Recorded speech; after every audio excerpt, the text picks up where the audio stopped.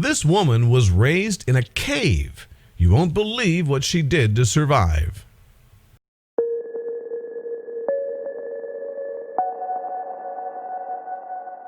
But before we start, please make sure to subscribe to Did You Know and hit the bell so you never miss an upload from us. Also, leave a like right now. The cry would ring out in the darkness, the sound of a jaguar outside of their home, a cave in the wilderness on the outskirts of the city. A young girl and her mother cowered in fear, hoping the predator would move on from the mouth of the cave.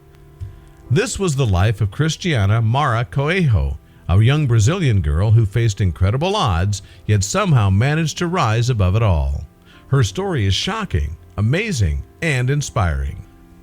Cristiana was born in Diamantina, a mining town located in Minas Gerais, Brazil. 2 weeks after she was born, her mother fled with her in tow to live in a cave so they could be safe from her abusive brother. With her father not in the picture and no one to protect them, Cristiana's mother decided it was in their best interest to live off the grid. For the next 5 years, the mother and daughter would struggle to survive in the wilderness. Living away from civilization brought about its fair share of challenges. There were jaguars prowling the mountains, and food was tough to come by. It was a very hard time for Cristiana, but predatory cats were the least of her worries. While Cristiana and her mother did encounter jaguars often in the wilderness, there were other dangers as well. Venomous snakes, spiders, and scorpions were common, she said. I would wake up in the night to swat away giant poisonous centipedes crawling over my body. According to Cristiana, their daily life was one of struggle and uncertainty. Food was scarce, and they were constantly having to hunt for protein like rabbits and wild birds. I gained confidence from hunting and scavenging and still recall my immense pride when I claimed my first bird, which we grilled over our tiny fire pit. It made a good meal with fruit, berries, and nuts. Unfortunately, living off the land did not provide all of the essentials that Cristiana and her mother needed to survive. Therefore, they would walk miles into town and sell dried flowers and leaves so they could buy staples such as rice. Recalling the long walks, Cristiana told the New York Times that on some days she would beg her mother to stay home, but it would usually fall on deaf ears. Even though living in the wild came with a very distinct set of hardships, Cristiana wouldn't trade her childhood in the wilderness for a normal life. We came close to starvation, but I often look on those years as my best years, she revealed.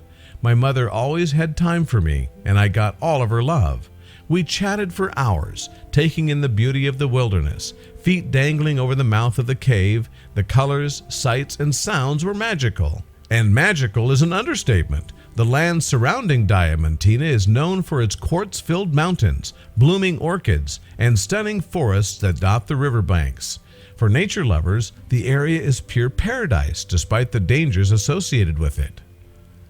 Eventually, Cristiana and her mother were forced to abandon their cave and the wilderness they called home.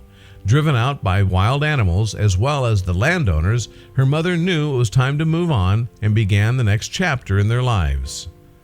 The duo moved to the city of Sao Paulo, which is located in southeastern Brazil. Considered to be one of the most heavily populated cities in the world, poverty is sky high in the city. Due to a lack of funds, Cristiana and her mother would end up living in the slums and begging on the streets. Left alone for most of the day, Cristiana spent her time wandering the streets, avoiding the police, and making new friends. She eventually grew close to another street child named Camille. They soon became best friends and spent every single day together. We share all the food we found equally between us. Camille had an amazing ability to tell stories. They took the pain away from living this reality, at least for a while. Then, one night before Cristiana's 7th birthday, she was captured along with Camille by the military police. In the chaos of it all, Cristiana managed to escape and quickly maneuvered her way back to rescue Camille. Sadly, as she approached where her friend was held captive, she witnessed the little girl's execution. Shot in the head by the police. I lost my friend, my sister that night. I also understood how little our lives were worth. Sadly, street child killings are somewhat of a norm in Brazil. In 2015, the United Nations accused the country's military police of conducting executions of children and that widespread impunity allowed it to happen. According to the UN, the killings became more frequent as an effort to clear the streets before the 2016 Olympics. After Camille's murder, Christiana knew she would have to go to any length to survive. She ended up in a fight with a street boy over a piece of flatbread she'd found. Starving and not willing to give it up without a fight, the two children began to hit each other over the bread. The little boy managed to wrestle the bread away from Christiana, but she immediately picked up a broken bottle and stabbed him in the stomach with it. At first, I felt nothing, Christiana admitted. Then, my hand got warm. Blood gushed from the wound. I took the bread from the boy as he screamed and doubled over in pain. After I'd run a fair way, I started eating. But then I started vomiting. The realization of what I'd done hit me. Later, I heard the other kids in the neighborhood talking about a boy who had been found dead in the alley. It would be days later when Christiana's mother found her sleeping beneath the stairs of an abandoned building. Christiana poured her heart out to her mother, revealing the horrific moment she took another child's life. Instead of shame and blame, she told her to make her a promise. Christiana, promise me something. Promise me that whatever happens in life, never stop walking. Months later, Christiana would end up in an orphanage along with her new brother, Patrick. While their mother visited every Sunday, eventually the orphanage denied visitation. A year later, both Christiana and Patrick were adopted by a couple from Sweden. She was renamed Christiana Richardson and set off to begin a new life in another country. In an interview in the New York Times, Christiana revealed that her life in Vindheld, Sweden, was nothing like living in Brazil. It was impeccably clean, and there were no signs of poverty. While there was an initial culture shock, Christiana quickly adapted to Sweden. I learned Swedish and forgot Portuguese in a matter of months.